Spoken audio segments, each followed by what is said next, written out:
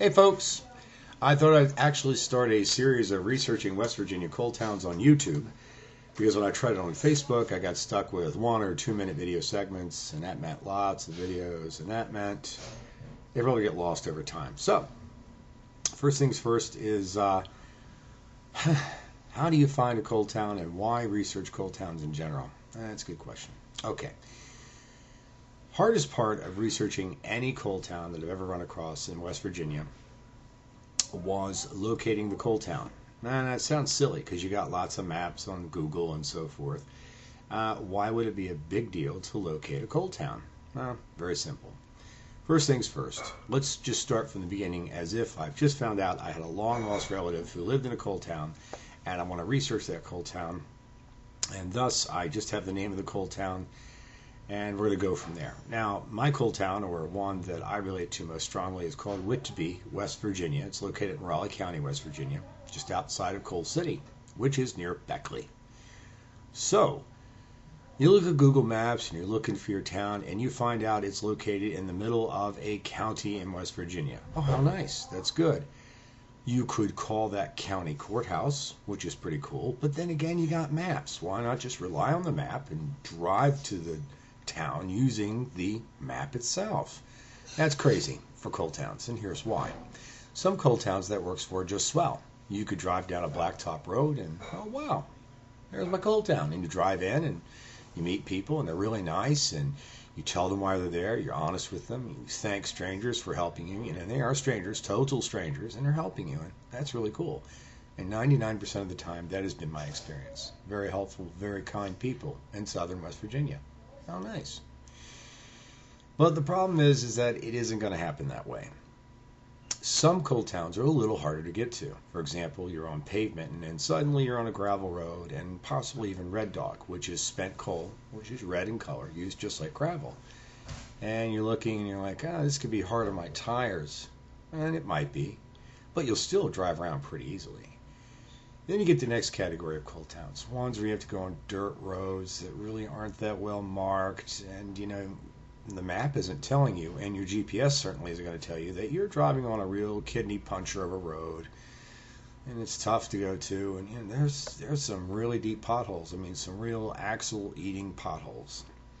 Then there's the third category, ones that are tough to find visually, much less on a map, and they're up in the hollers, way up on hills that, you swear you could see mountain goats in wheelchairs asking for dimes in their little tin cup, because it's virtually impossible to drive to them.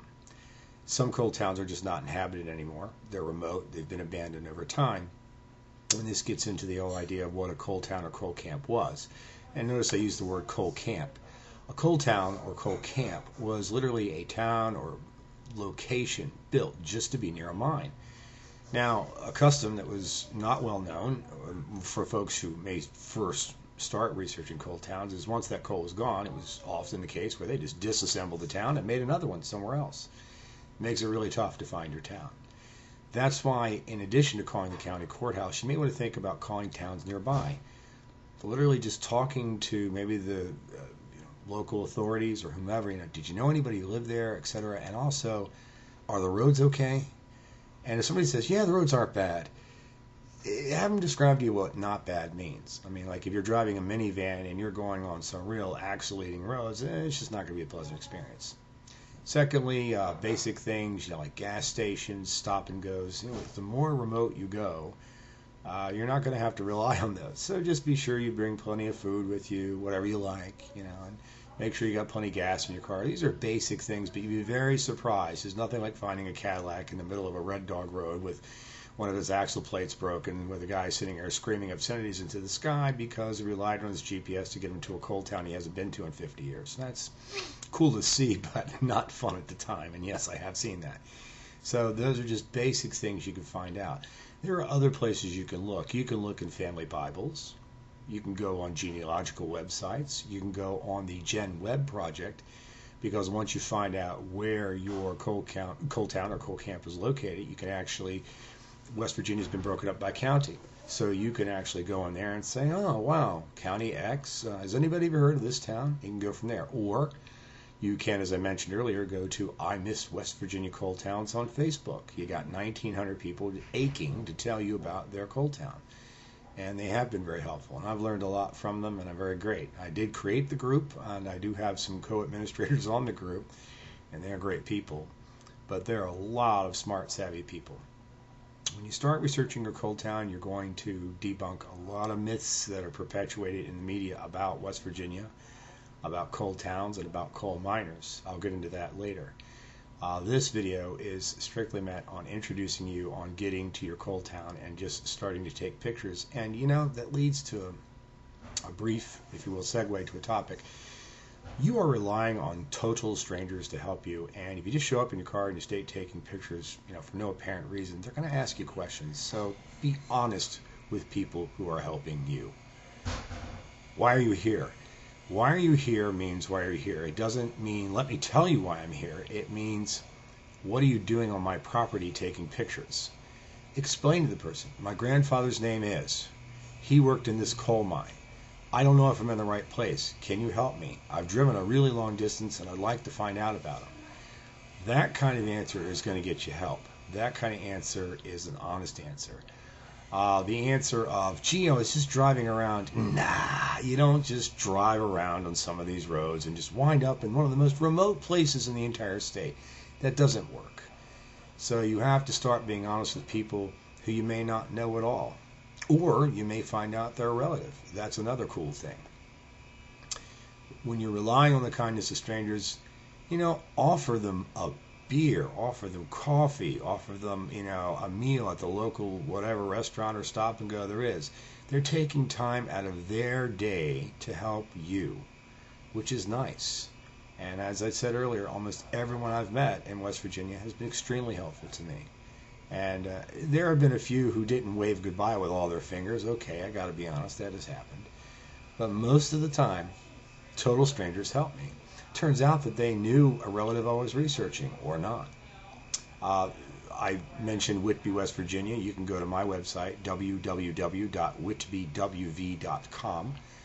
And Whitby was located, of course, as I may have already said, in Raleigh County, in West Virginia, in what was known as the Winding Gulf Coalfield. And I found that out by perusing the internet, and back in 2002, I got to look at the EPA site for Superfund reclamations and see a picture of Whitby, which kind of broke my heart. And I also found something called Coal Camp USA, run by Chris Delamea, and thankfully Chris had done a fantastic job of capturing a lot of the towns in the Winding Gulf, and I was very thankful for that. And I also talked to some individuals whose phone numbers I got from Genealogical Research, and they helped me over the phone. They had never seen me, didn't know me from Adam, and they were helping me. That's why you say thank you to people. And that's why you ask people about places, and you tell them, hey, wow, may I take a photo? Not, you know, can I walk in your house, oh, total stranger, and start snapping shots off? It's rude. You have to think about that. I will get more into the myth debunking and totally false perceptions that the media may have portrayed about West Virginia and coal mining and coal miners in West Virginia. I have found over time that a lot of what you read in the media, not all, but a lot, is a total crock. And one of the worst myths I've ever heard is that all coal towns had similar living conditions. That's a total falsehood. Because when you start researching your town, some towns were huge. They were metropolises. Over 1,000 people lived there. Well over 1,000. They had hotels, amusement galleries, and halls, and swimming pools, and paved roads, and signals. And some of them barely had a lean-to on a mountainside. Most coal camps, though, or coal towns, you would have had a church, you would have had a school, and you would have had a post office, which, by the way, should help you along the road of research because the Postal Service maintains some pretty good records. They'll tell you where they were, they'll tell you if any postmaster worked there, but not much more. But at least you know, hey, my town was real. And, of course, church records. Depending on what denomination you were, there are some fantastic church records that were maintained. It's another good idea for you to look at. So, those are my tips and hints about finding where your West Virginia coal town is. I will tell you though, do not rely on a map by itself. GPSs are much better, but do not rely on a GPS or map. Talk to people who live in the area or nearby, and when they say the roads are okay, just have them clarify what they mean by okay. Not that you're being insulting or mean or nasty. It just means you want to know, is it okay? Tell them what kind of vehicle you're driving and go from there. So there you go. Part 1, how to find your town and how you want to drive there in relative ease and comfort. I hope this tip helps. There will be others, and I look to do more soon. Thank you guys, and good luck in finding your town.